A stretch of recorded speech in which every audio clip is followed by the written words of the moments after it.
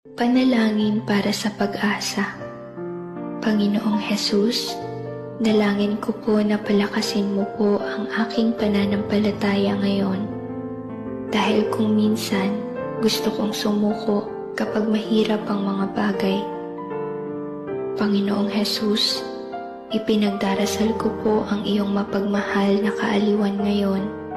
Dahil minsan nawawalan po ako ng pag-asa kapag binigo ako ng iba.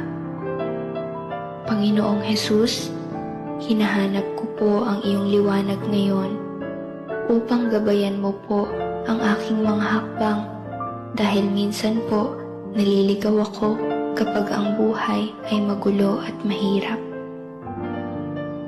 Panginoon, tulungan mo pong buuin ang mga nasira, punasan ang aking mga luha at magsimulang muli